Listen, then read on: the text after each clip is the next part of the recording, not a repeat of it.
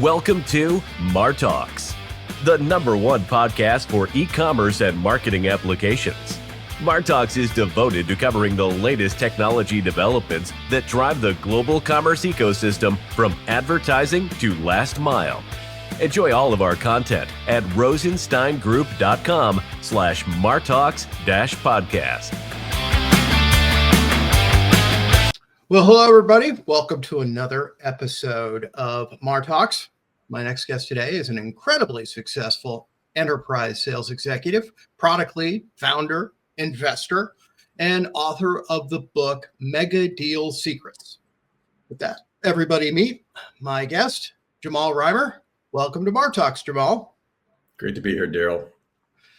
Well, to kick things off, tell us a little bit about yourself. How did you get saddled with the unbearable career of being in enterprise software sales?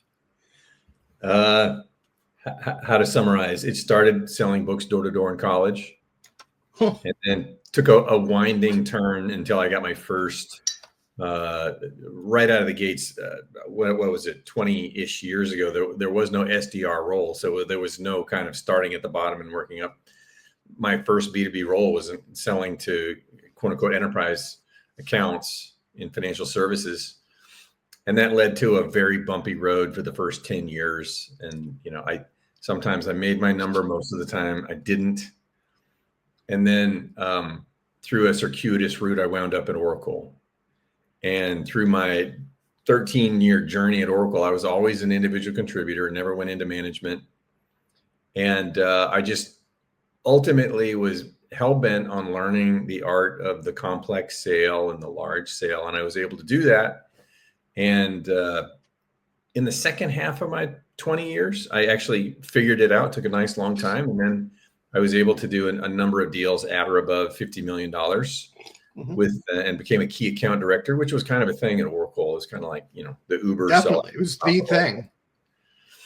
And then for the past almost 7 years, I've just been putting my own shingle out, and I help individual contributors as well as teams learn the same. Learn how to do uncommonly large deals in uncommonly large accounts. Well, having closed a couple of $50 million deals last week, I've got to say, that took, I wish that would have been great. We wouldn't be talking right now, Jamal. I think I'd be on a plane somewhere, but those are earth-shattering software deals. You just don't see those. You hear about them in legend. And here we are talking to somebody that's actually done it. So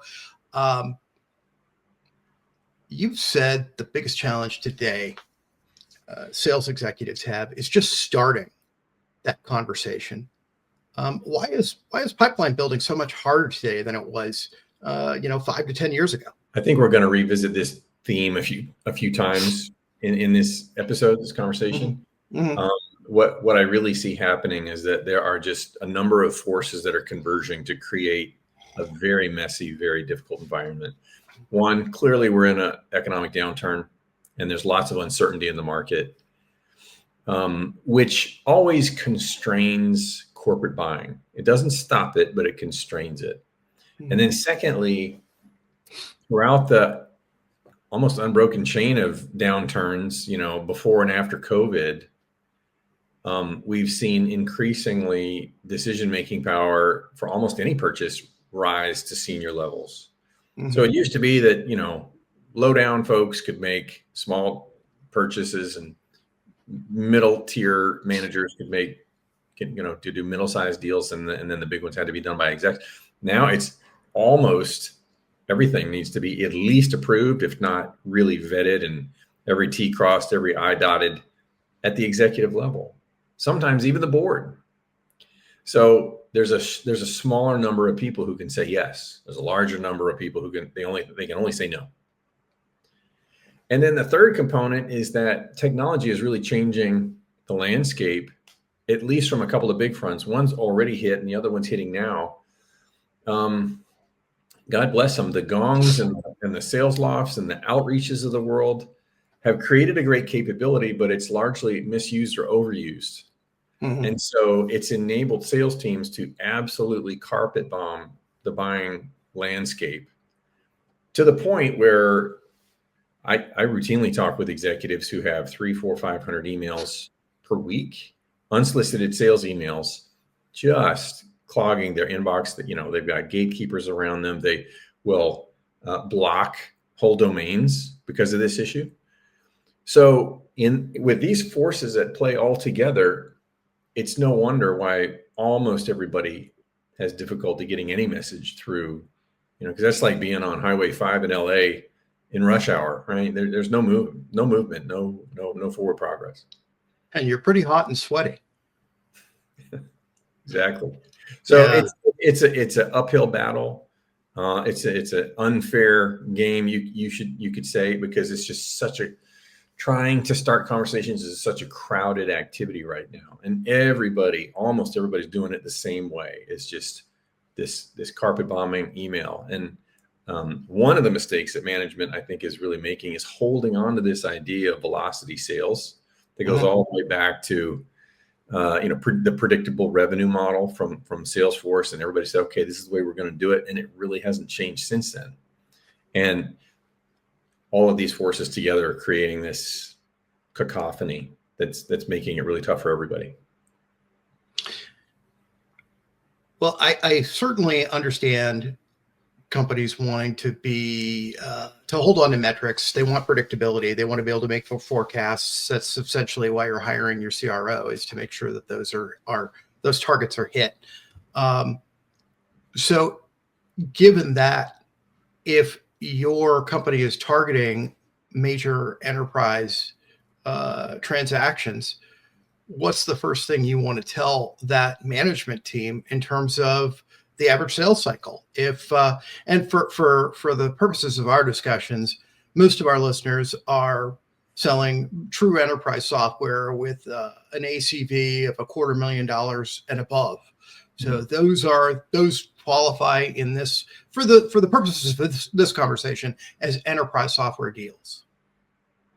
I mean, I think a lot of this is kind of known and out in the open, but I think a lot of management teams are either fearful or almost unable to make decisions like this. Pressure from the board, pressure from investors, pressure from not knowing an alternative to do business as it has been done. And so the common thing, so I see this from the perspective of the sellers in the field, on the ground, and they're coming to me and they're saying, I want to sell in a more strategic way, but my manager or my VP or my CRO or the powers that be have mandated that I sell in a higher velocity way.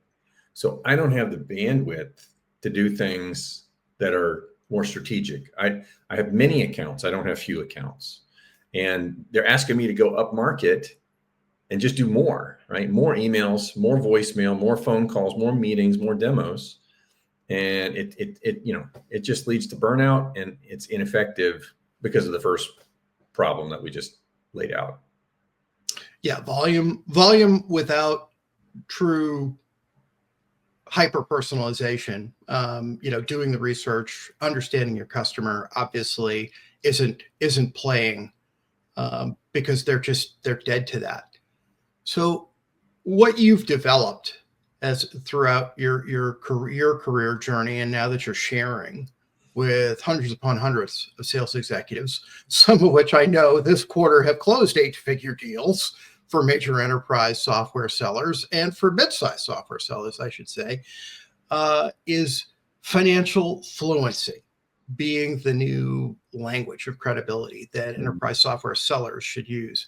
Why is that so critical, and how should sellers build that into their day-to-day conversations? There's that old saying, you get access to who you sound like. And there are so many sellers that have been trained on either a sales process or product knowledge. Product knowledge is great when you want to talk to users.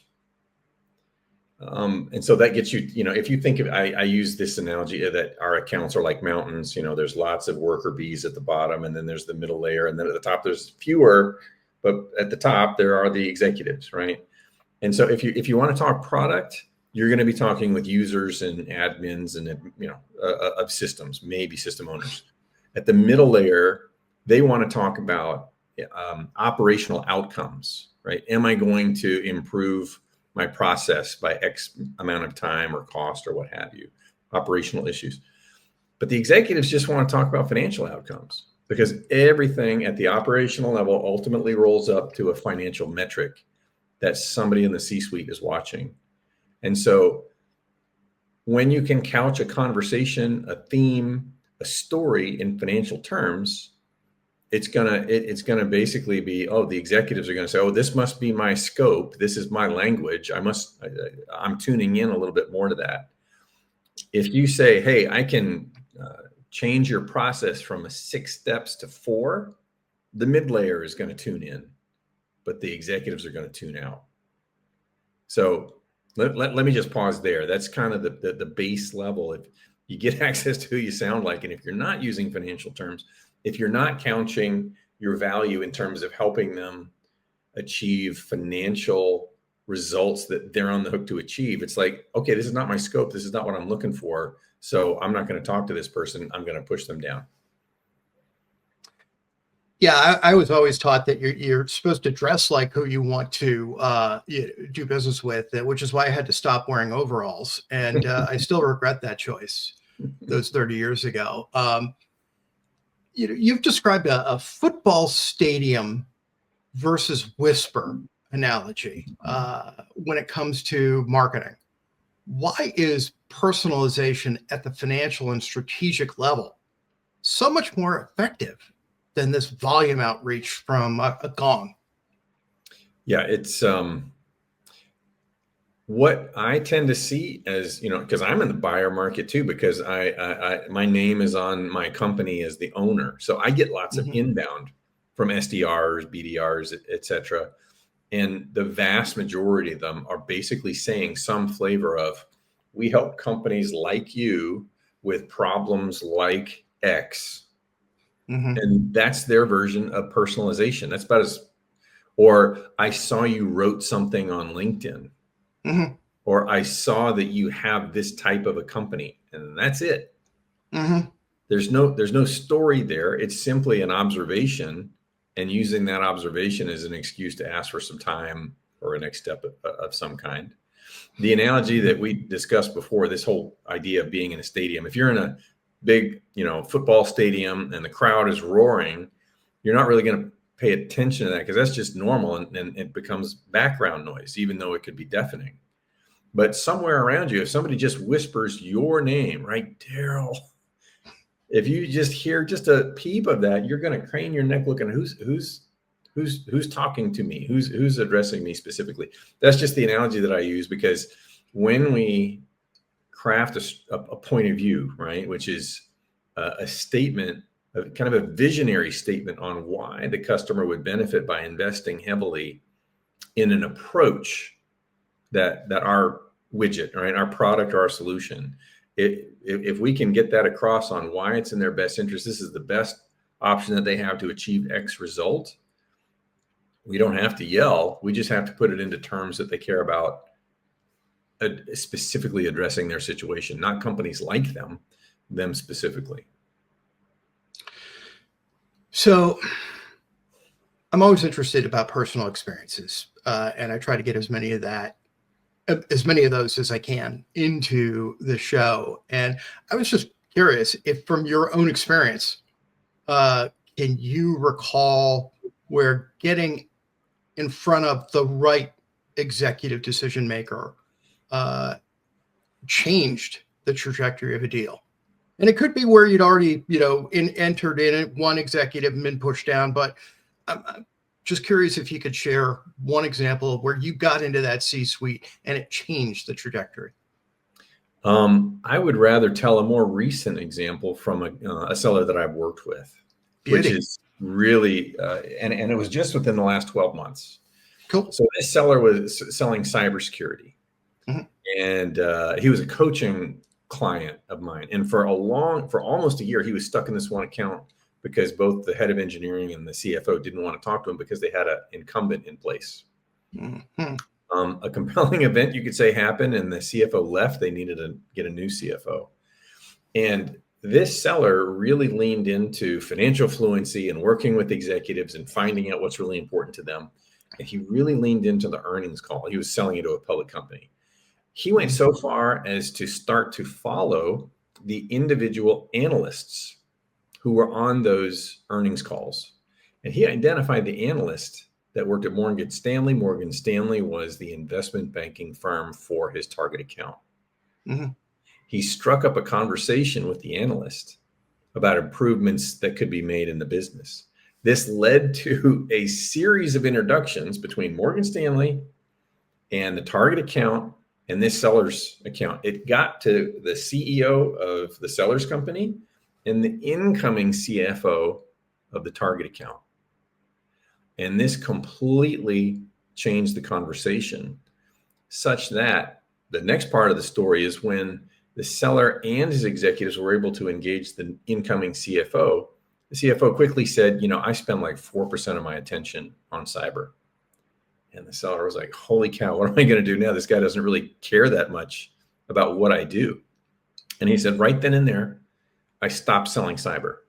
And I started trying to find something that I could sell him that was the achievement of what he's trying to achieve. Turned out that he cared about EBITDA through cost savings. And so I crafted a financial story. Hey, Mr. CFO, I can see you care about EBITDA. You said it on earnings calls, et cetera. You want to increase EBITDA by reducing costs across the board by 10%.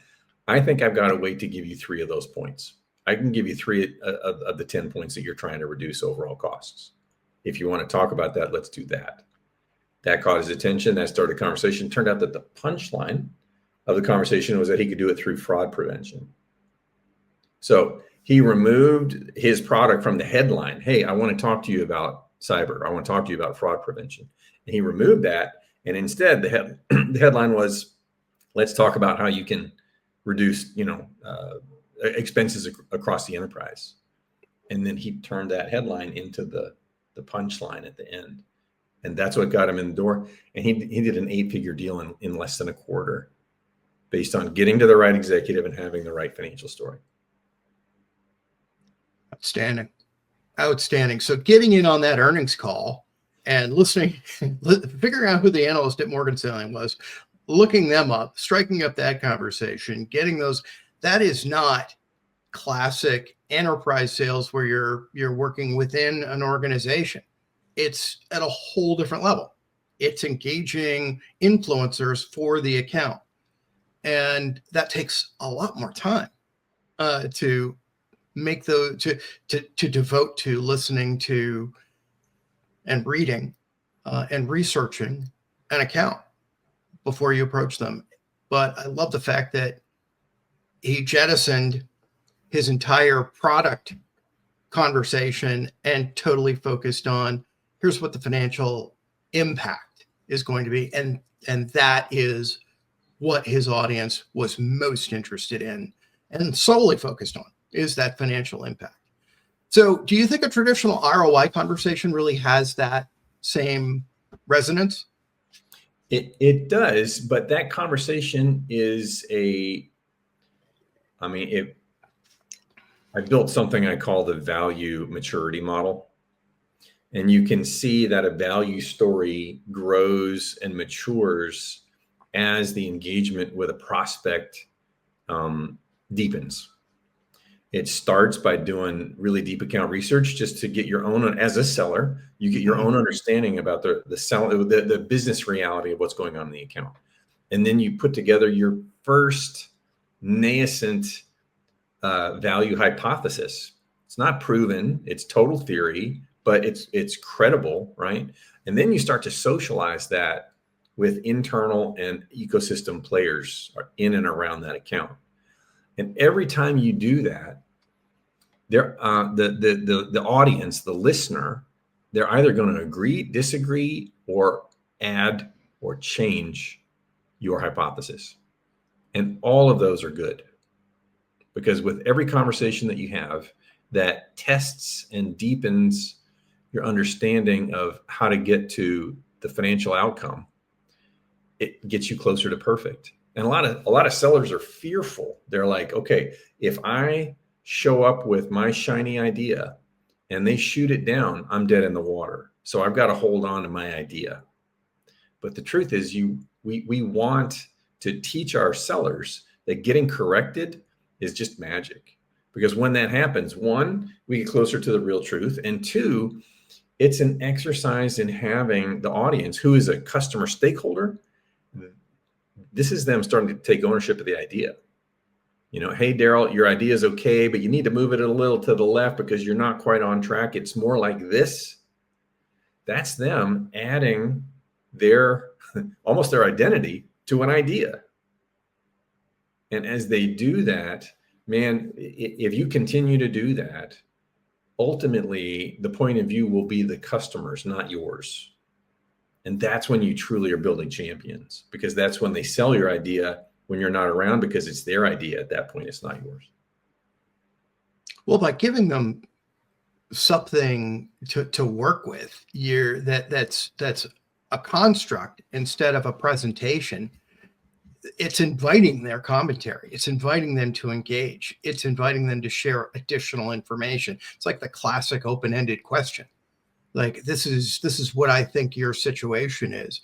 Do I have that right? And if they're saying anything, it's positive, because it's feedback. It's saying, I'm going to continue this conversation. I'm going to continue. You're thinking about me. Thanks. I appreciate that. I'm going to give you some insight. Yeah. I mean, oftentimes, if we can move away from a presentation mindset and into a conversation mindset, and then into a co-crafting or collaborative mindset, with a lot of the sellers or the teams that I work with, I talk about, can you achieve your goals in terms of getting across a message and starting a conversation without a deck? And that they kind of freeze up on that. And then I said, let's try an alternative. How about a whiteboard? Can you start a conversation using a whiteboard? And then at some point, hand the marker to the prospect and say, where is this off track? What would you add or change to this? And they take that. It's like passing a baton in a relay race, right? They're going to run. They're going to go with this. And that's a part of a physical exercise that helps them take on this idea. Now you're collaborating, and pretty soon they're leading, and that's right where you want to you want to go there. That whole term collaborative sales, I mean, that is the highest form, where you actually enable that buyer or that sponsor, because it's a committee for enterprise deal, to champion your idea and to actually play the key role in crafting what that final deliverable is going to be. Well, this is a lot of conversation that, quite frankly, I can't think of how you would report it in Salesforce or any sales SFA that's out there. So for the CROs that are listening right now, what should they be coaching their sellers to do differently to get these meetings in the C-suite? So before you can coach the sellers, you have to make some changes. What do you want to call it? Like institutionally, right? Mm-hmm. I think we might go a little bit deeper into this as we go, but some things that CROs can do is to mandate, how do we treat the segments differently, right? What often happens, especially in the younger companies, is there's so little footprint in the market. They're giving their sellers vast territories, huge lists, which totally, most sellers do not know how to do great territory mapping or territory account management in terms of picking, okay, who am I going to go? I got 1,000 accounts. Who am I going to go after? So step one is just figuring out, how are you going to treat the segments differently? And realistically, if you want to go up market and start to do larger deals, well, one thing that's going to help doing that is obviously go to larger accounts, because each one of them has a bigger TAM, right? Total addressable market in that one account, the total amount that they could buy from you, your widget. So if you're selling into bigger accounts, volume messaging, volume tactics do not work. So what's the alternative? Have them focus on fewer accounts to give them the runway that they need to do the needed exercises just to break down the door, which is enough account research, not a Google scan and maybe, getting the contact details from Zoom Info or whatever, service you use, but really getting into what's going on in the business. How does this account make money? Is it one big fat product that's the golden goose, or is there a portfolio? What are the trends that are going on that set the goalposts for their business reality this year or these 5 years or the decade ahead or behind them? When a seller can start to understand this stuff, you're prepping them, you're enabling them to get higher in the account. And then it goes back to all the stuff that we already talked about, all the decision making, all the budget control. It's all very high up. So you've got to come in sounding more like Accenture than an SDR.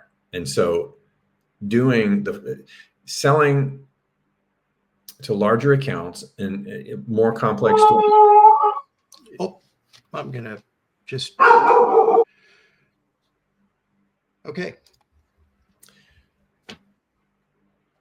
So if I were a CRO today and I had the ambition to do larger deals, go after larger accounts, however I define going up market, one of the first things that I would do is take a good hard look on how do we treat the different segments, right? Because so many organizations, especially when they're younger in their maturation, there's not much footprint of them, maybe the brand isn't out there, et cetera. They let the first line managers or maybe the second line give these long lists or huge territories to a few sellers. And then that totally is very difficult for the sellers to figure out, of the 500 or 1,000 accounts that I have, which ones am I going to go after? Mm-hmm. And mentally, the way that I would think of it is I would find some 80-20, right? The Pareto law. 80% of the revenue is going to come from 20% of these accounts. How do we split out whatever we consider to be below that, call them smaller accounts, to what's going to be the list of the larger, more target accounts? And we sell to them differently. And it's more okay to do the volume sale to SMB and mid-market, even though it's still very convoluted there. But with the larger accounts, you just need a different play with different expectations of activity, like volume of activity, type of activity, and expected time to outcomes. So I would give the larger accounts to experienced sellers. You can grow mid-market and commercial sellers some of the time, but that's an organic process. It takes a long time. If you need to have outcomes this year, go get you some folks that really know the space and have already done enterprise selling. It's just go buy it instead of grow it, right? And then I would give them the bandwidth to do what they need to do, because selling to these larger accounts is very front-loaded work. Mm-hmm. And so much of the effort in today's go-to-market plays are in getting the first meeting with anybody. But rather it should be, how can we set up to go higher in the account earlier so that we don't have to spend much time with the lower folks and the medium folks who are more likely to block our way to the senior folks and make our ability to get connected with senior people a long, drawn out journey. If we can find the right message with minimal activity at the lower and middle layer, and we can get that senior message down soon, if it matches with something they need to get funded and done this year, they will sponsor us all over the organization with the right people. So we don't have to herd the cats. The internal sponsors will. But let me take a pause. I could talk about this forever.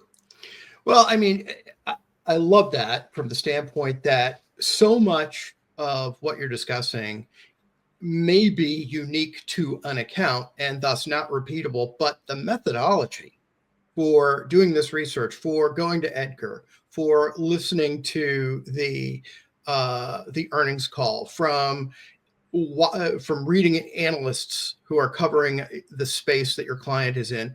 That's abundantly repeatable.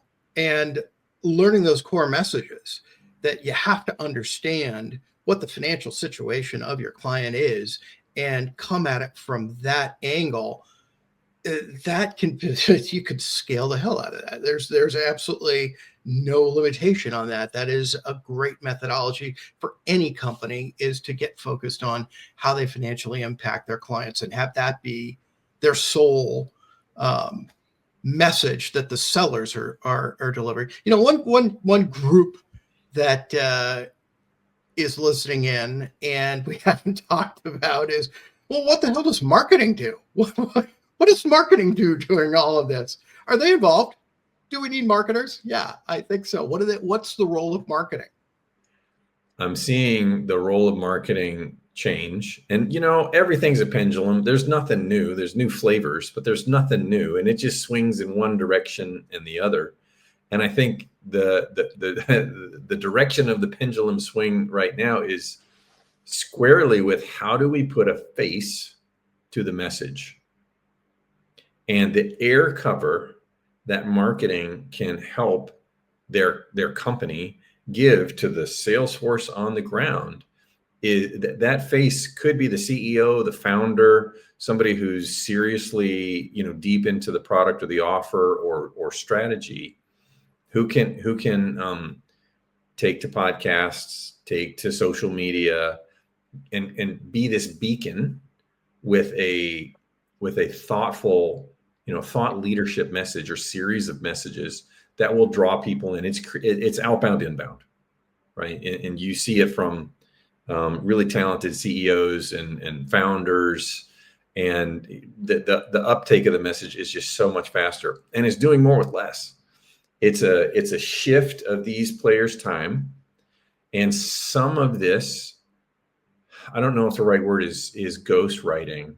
But like take me. I'm not a CEO of a big company, but with the small company that I have, which is coaching and software, we just put out a new product, and this product was launched in June, and in less than 3 months, we're almost to 10K MRR. The average SaaS company takes 12 to 18 months to get to 10K MRR, and the way that we've done it is just a part of my content cycle.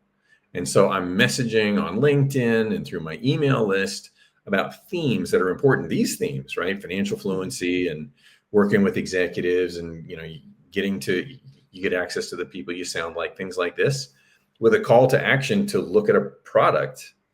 So marketing can be a huge assistance by setting up and enabling and scaling the voice of the face or the faces of the company. That's, I think, the biggest thing that marketing can do right now. Give the CEO, the thought leadership, your head of product, your head of marketing, a bully pulpit. Yeah. Now, the pushback that I think any audience is likely and understandably to give is, hey, I'm a CEO, or hey, I'm a CRO. I got a day job. I don't have time to invest in content creation. That's absolutely valid. But if you look at the Adam Robinsons of the world, if you look at the Gal Agas at Aligned, right? He's the CEO of a company in Israel. They are trouncing virtually all of their competition in their space, which is digital deal rooms, right? And he's doing it through crushing it on LinkedIn. And it's just such a good use of his time. It's such a good use of a founder or a CEO's time, and it doesn't have to take over their job, but they do have to put hours into it. But they're some of the most profitable hours they can do. Yeah, I think everybody has to be a content creator in an organization now as part of what they do. It's just if you're not creating content, you're not helping perpetuate your message. Well, What would an enterprise seller in one of these organizations tell their SDR? And what's the role of SDRs now? I certainly know that we're increasingly seeing the adoption of AI agents to do inbound SDR work. 80% of the sales cycle takes place before a sales executive even talks to or communicates with, I should say, the buying committee at their client. So where does the SDR fit into this? It's a great question. For one thing, we're all seeing that the total number of SDRs in roles today is dwindling. Mm-hmm. And I think it's going to survive. It's not like there's not going to be any more SDRs, but I do think that they're going to be right-sized. We're going through a right-sizing of the role. Mm-hmm. And one of the best sellers in my community, I got a community of like about 100 sellers that are senior sellers, and we share best practices. And one of them did a whole session with his former BDR, who's now an AE, but they talk about what they did together a couple of years ago, and they did such an amazing job of dividing and conquer to do. Yes, it was outreach, but they really thought of it as multi-threading to build the story. And the way they went at it is that the AE really was quarterbacking the building of the story. And he started with the hypothesis, and he had a certain direction he wanted to go. And he really partnered with this BDR, and he said, okay, I'm going to go directly after these folks, and they're the senior folks. I want you to go to all these middle folks and some low folks, fully knowing that some of these conversations were going to be one and done, but we need their input, their perspective on an issue. So the basics premise that they were getting these meetings was, hey, Daryl, you don't know me from a hole in the wall. I'm from X company, and we've got a meeting with Y VP coming up, and the topic is X. Does this topic even hit your world like at all? Like, does this topic touch on what you do every day and what you're, on the hook to deliver? And some said yes, and some said no. If they said yes, they'd get their perspective on how does that topic impact them. They didn't raise the issue of a product. There was nothing about a product sale on tap, right? It was just a conversation about an issue, maybe a pain, and they were trying to find who did it impact, and what were the multiple perspectives across lines of business about this issue. More than half of them they never spoke to more than once. Mm-hmm. But that less than half that were really ready to engage, the BDR was enabled over and over, and the BDR would update the AE would update the BDR, and together they grew their understanding of the account and around this issue. So the BDR was not their primary goal was not just to get meetings. Their primary goal was to advance the sales team's understanding of the issue from many mm-hmm. perspectives. And it's a lot easier to get a phone call, even a 10, 20-minute phone call, to talk about an issue rather than talk about a product. Absolutely. What's the burning issue on your desk? That's what they're going to want to talk about, and they'll give you the time. Well, we've talked a lot about process and financial fluency and getting above the noise and what air cover marketing is supposed to provide.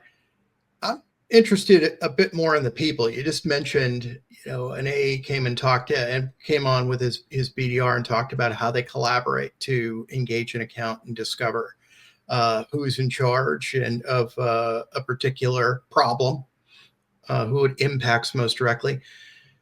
If you've in your coaching career as well, you talk to guys that are closing 8 and 9, even 9-figure deals. What's the biggest difference between those reps and the average Joe or Janet?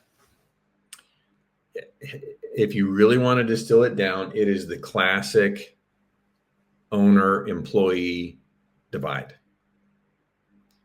The typical seller sees themselves as an employee, even if they've got a performance-based compensation plan, they still see themselves as an employee. They knock off at a certain time or at a certain level of activity. and there's a separation both between them and the company and them and the customer as well. These highly successful sellers have an owner mentality.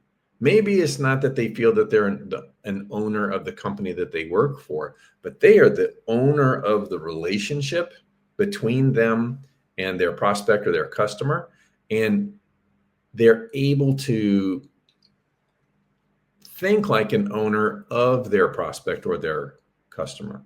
Because when they think, okay, I'm selling to a tire company and I got to get into the shoes and the mind of the person I want to sell to. Because if I don't know what they're going through and what they're on the hook to deliver and everything that's between that, how am I ever going to hit that bullseye of value? And again, that's another thing that I could talk about for hours, but that is the essential difference. It's not whether they're relationship people or not. It's not whether they're challengers or not. It's not whether they're lone wolves or any of those other classifications. It's the mentality of can they think like an owner or do they think like an employee? Well, I'm trying to think about how do you qualify that during the interview process? Like, what question do I? Okay. So do you feel like you're on your territory? That kind of flies in the face of what most major enterprises, most major enterprise software companies do, which is, they have verticals and they have subject matter experts, so that ownership of a major account, a global account, is diluted. You've got the chief seller and then all of the folks that are selling their add-on piece under them that do not own the account. And that, quite honestly, is the most consistent gripe that I hear from them, is that, yeah, we don't control whether or not this deal happens at our account. We've actually got to have an internal account owner greenlight our deal process. Like, how do you maintain satisfaction or sanity as a seller in that kind of environment? I don't understand. So I come from Oracle, which is an absolutely crazy matrixed organization that does compound deal after compound deal. What I mean by compound deal is there's multiple products being sold, represented by multiple sellers in need of uber coordination at some level. And I learned the most about that when I was a key account director. So I didn't have any direct reports, but I used to say, nobody works for me, but nobody reports to me, but a lot of people work for me because there's all these kind of sellers beneath you. If you're wondering, how does somebody who, I guess that the word co-prime is out of favor, but you get the idea, a seller who's is not the core rep. They really do have to work with the core rep, and there will always be decisions in their territory.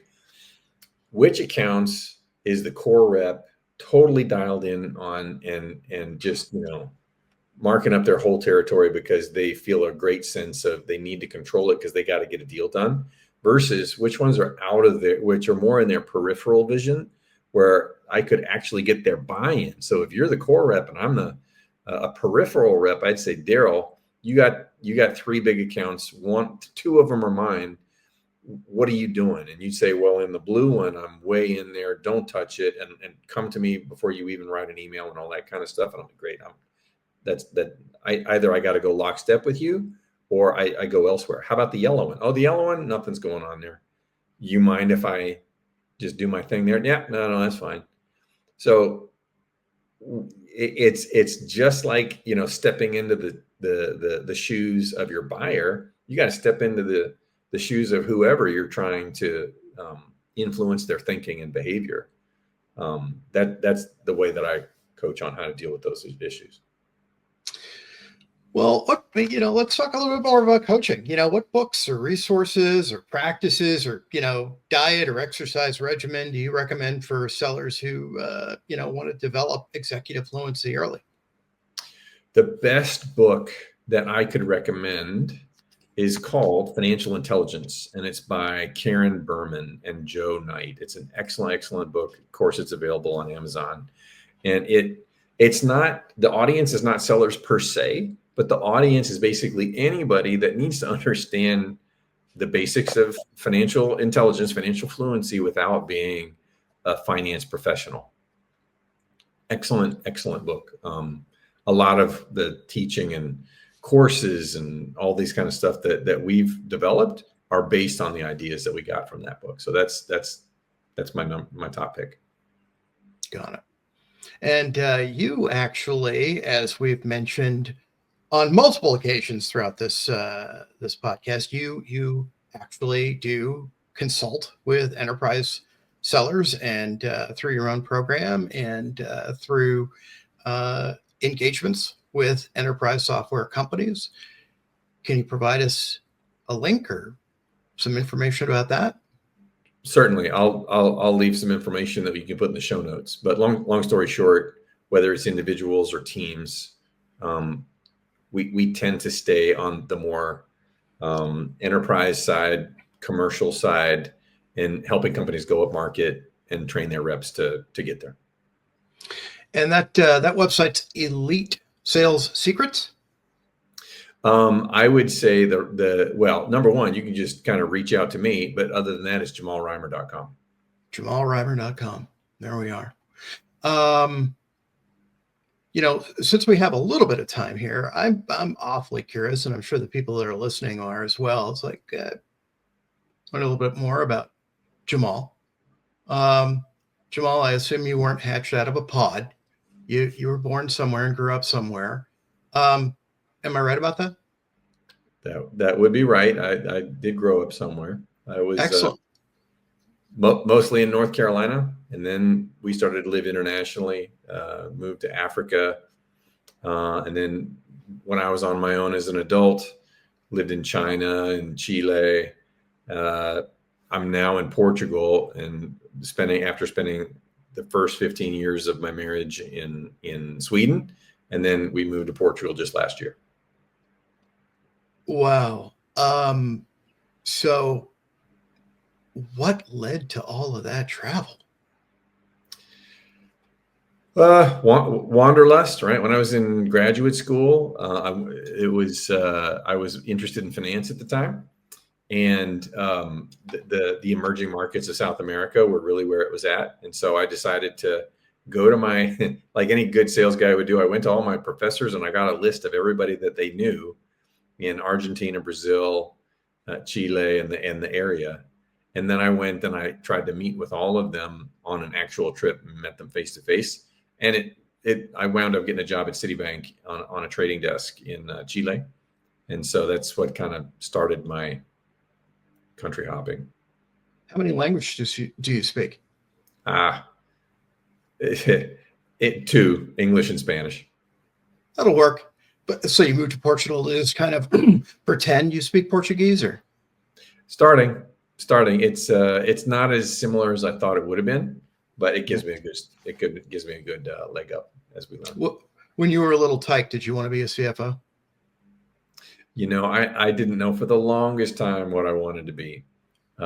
Even most of the way through university, I thought I was going to be a psychologist, some kind of counselor. And then about halfway through, I saw I had something for sales, and so that's what I leaned into. Got it. Well, very cool. Well, Jamal, it has been an absolute pleasure having you on the show. Do you have any parting thoughts that you'd like to leave with our audience? Learning how to sell to executives is probably one of the best skills that anybody could learn. And if your audience is CROs, they already know that, right? They're one of them, and that's how they got to where they are. But transferring those skills to their sales teams is number one, it's hugely valuable. Number two, it's not obvious. It's not something that you can really deliver in nice, clean, discrete steps.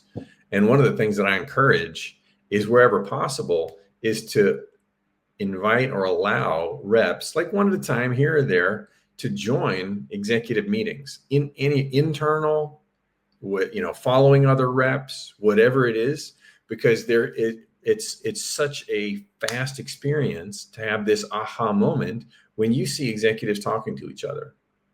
So of everything that we've talked about, I think the two things that are extremely important and move the needle the most are learning how to work with executives and couching those conversations in financial terms with financial value stories. When you have those two things, those are two massive pillars in doing much larger deals that are and establish very sticky relationships. So, in other words, get your people out there in front of the client so that it demystifies what those folks are talking about. Yeah. Jamal, thank you so much for joining us today. Yeah. We're going to have all of your contact information in the notes, and I wish you the best. One thing I wanted to leave you with is a tool that you can use, which is one of the hardest things to do to create that aha moment for sellers is, okay, once you find a financial reality that is going on within an account, what does that do to your point of view? How do you make that leap? So I'll give this to you for your show notes. It's just a document that we call a point of view trigger document, which can enable a rep to see, okay, if they're having margin compression, this is how I can turn that into a point of view. Okay, if they got a lot of money wrapped up in working capital, this is the direction that I should take my point of view. So I'll leave you that, that's a cheat sheet that can quickly help reps see, this is actually what I can do to build a point of view from whatever financial reality is happening in an account. Outstanding. Adding value to the end, Jamal. Take care. Thanks for having me, Darryl. Be well. Thanks for listening to MarTalks, the #1 podcast for e-commerce and marketing applications. Be sure to subscribe wherever you listen to podcasts, and while you're at it, leave a rating and review. To find out more about how the Rosenstein Group can help you find the right leaders for your client development teams in MarTech and e-commerce, please visit our website at rosensteingroup.com.